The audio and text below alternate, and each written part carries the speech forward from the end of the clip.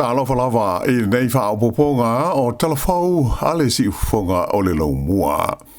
Ua si tia I seisi tūlanga whainga tā le taua I le vau Israelu ma Iran. Ina ua pomu e Amerika I le Sanafi I no whanga au tū o le malo Iran o lo whaatino I nāia ti nae o le malo si wha niukilia.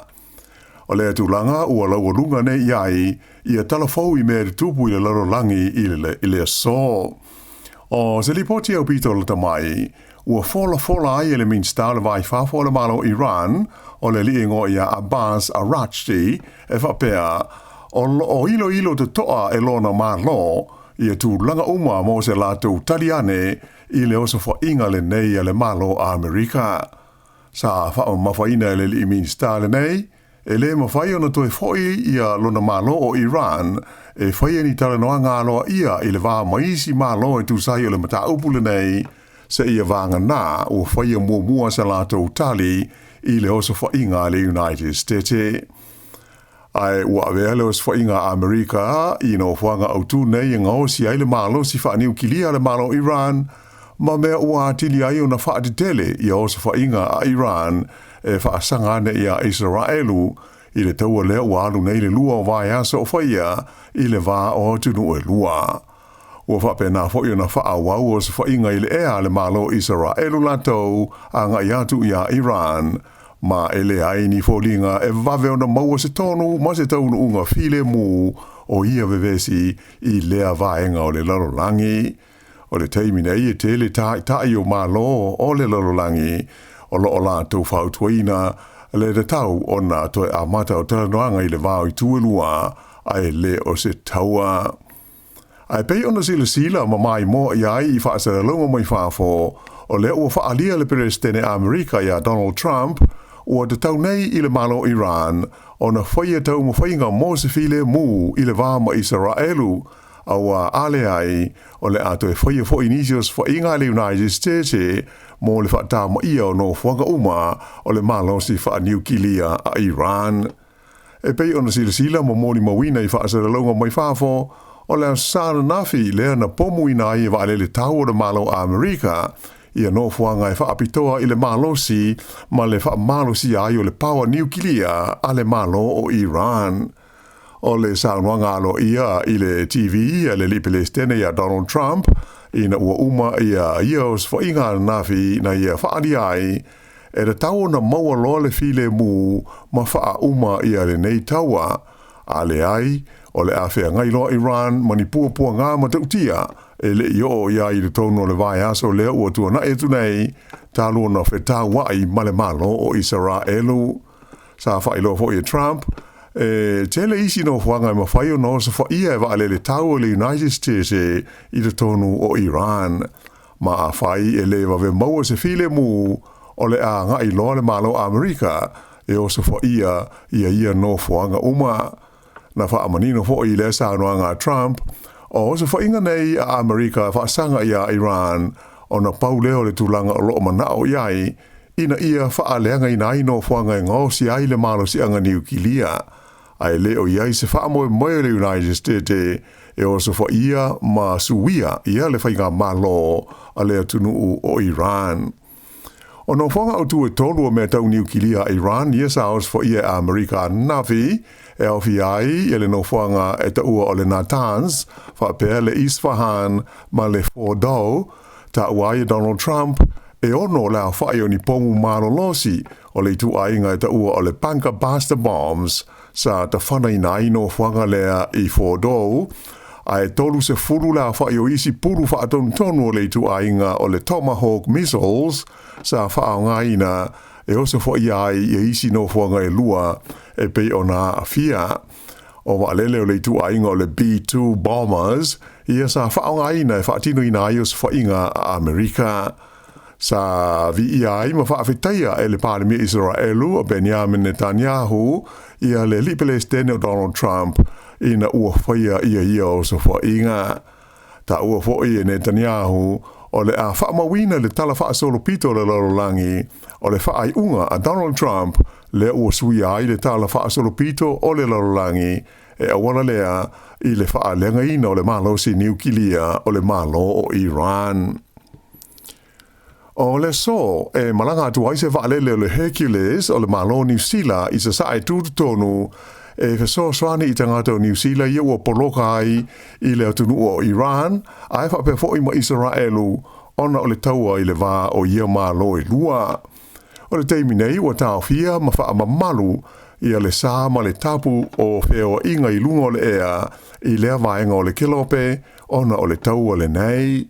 Ai na wha ilo mai le minsta le pui pui ngā New Zealand Judith Collins o le awinatu iai o se waalele le malo New Zealand o se vaenga ia o fuafuanga mo taimi o whaalawe lave whaafuase i whaape nei. O le waalele o le amalanga o se wao le tu ainga o le C-13OJ Hercules ma e iai mani sui o le malo o le amalanga ai. Ta ua le minsta o lo whaasafe malanga ingo masani le ea i le vaenga o le lorolangi ai maise o vaenga i pulea Iran ma Israelu.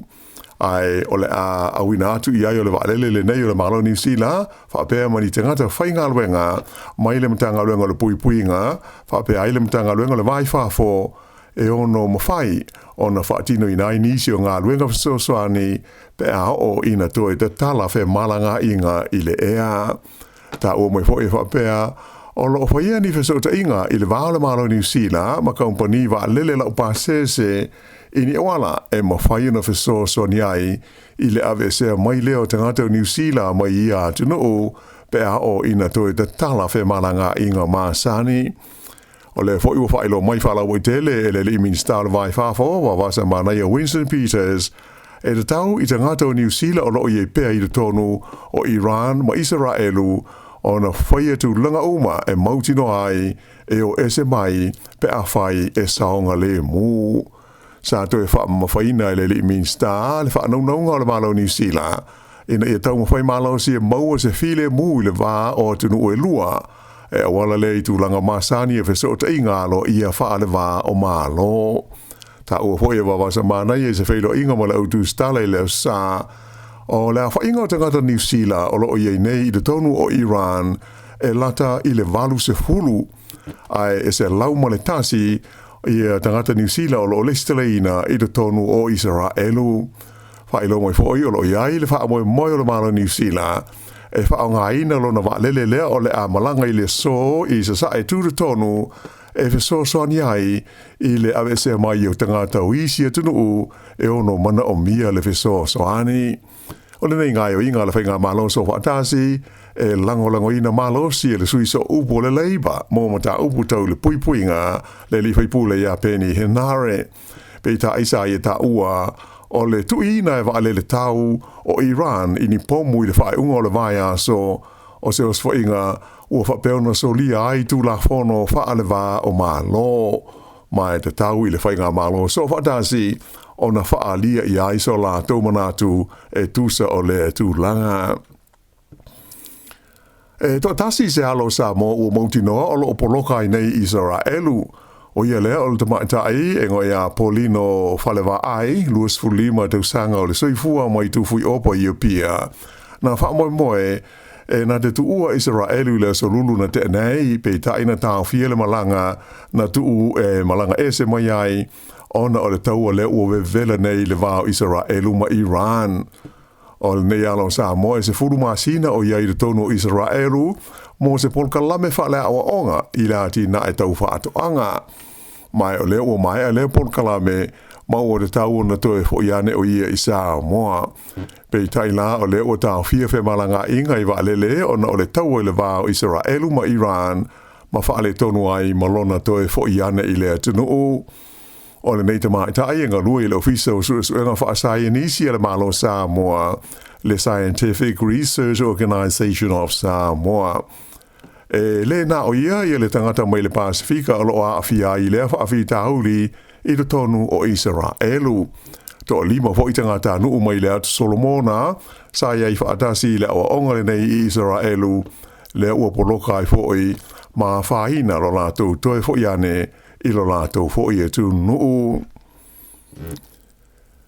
Ua whaitio ina malosi e le sui pāle mia ia David Seymour i solo te te e le lotu po le tapo inga le Destiny Church i sa whaie le stona ai au ki lani. Whaari ai Seymour o winga ma wha upunga la tōna awa ia te le fō linga kiwi. Do te le la tōna awa I solo te ia sa whaia mai I le Aotearoa Square, anga ia nea I le Queen Street, o se savali sa whaingoina I le Destiny Church, o se whaatasinga pui pui ai, ia le whaatutua whapea ma le fua le tunu o atoa maona a inga. Ta ua I fo I sui o le tapo inga le nei, o le lato solo le nei sa au tu I le langolangoina o me whaataua tangata kerisiano, ai whapea tangata kiwi maoi ma le luma na ai o le tunu o. Na whaalia mai fo I se tāwhi o le teitai o le nei tapo inga o Brian Tamaki whapea o le saona whai o le polkalame o lo whaatanga ai tangata mai whafo malangatu mononofo I le tonu o peretani tele le o mafuai le mau soli ngā tula fono ma le tele o le awhaina o le tūlanga moni o tangata o peretania. Ta o Tamaki o lo taumo whai ia le nalotu taitai se walinga tele le malo mo le whaatuma wina lea o atu nuu kerisiano uma. Ai ia le taimi sa mori mawina ai ia solo I le astonai le susunu ina ai o ni fua na tau ave latou na sawa wali ai mai wanga ine ia isu nga leo o ia tūlanga na whaadia ai le sui pāle mia ia David Seymour le o ni tuia manianga wha kiwi moni na wha mawhaina ai Seymour o kiwi moni o tangata ia mai tunu SS malanga mai mananofo file mu mangalu lue la tina e so ifuanga ma se lalolangi siliato no de lei mai etalia le lei la to umaia ta ofo Seymour o winga fa alia o Brian Tamaki mananalo tu le oni winga ia oni kiwi fa ma oni o liberty mai le mali lie o company le tise de tele fai de tono New Zealand ngā lulu fatasi fa waula o nanga le fale el tise o lo ile pitonu o Huntley le whaingoina o le Huntley Power Station ina ia sanga whaalele iai le tūlanga mana o mio le tise ma le power I le lumanai o le whale ngausi le tise le Huntley pūlea le company o le Genesis Energy mai o le o whailo mai le company o umana sa inia se mulienga fau I lona ma le company le Mercury whape ai le Meridian ma Lacey company ngo o le Contact mo le wha umi atu o le taimi wha ngā ina I peale au nanga mai le Huntley Power Station ai mai se o nā afi le tise ia wha ngā ai le koale ai wha pea ma le kesi ia sa mua I fufua ina te tau na wha malo lo le toi wha ngā ina I tausanga o lumana inei o le nei whenga inga o lo fufua au ngā mo leisi se fulu tausanga o lumana ai se ia o atu I le tausanga lua whetol se fulu ma le lima. Amata I le so I le whaamisinonga maulunga I Wellington le whaamisinonga o stamai ta I lima se fulu tolu tausanga o le so I fua o lo molia ona o le maliwai o lona tua po o lona tina. O tina matua no maliu ngo ia Helen Gregory fitus furuiwa te usanga o le soifua na maua ua umano na ola I lona fale le pitonu o Tala ia Januari le tausanga taluai o le tamateine le nei a le tina ai ngo ia Julia Di Luni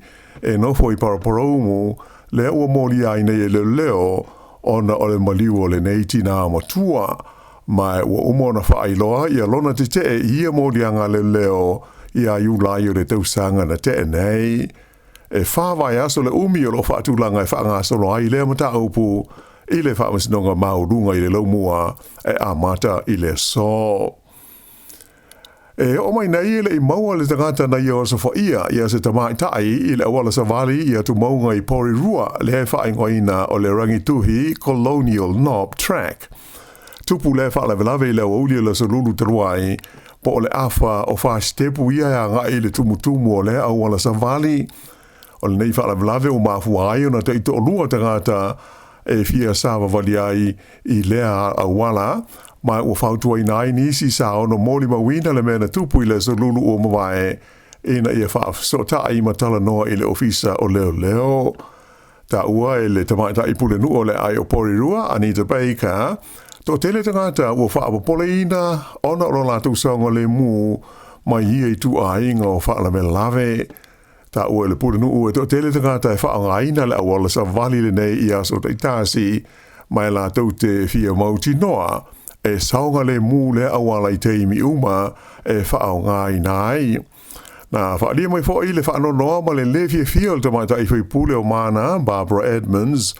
ona o lea whaala ve lave ma le tūlanga whaapopole I nai o te ngata I lo lātou saunga le mū whaelo mai leo leo I porirua o lo whaanga solo pēr lātou suenga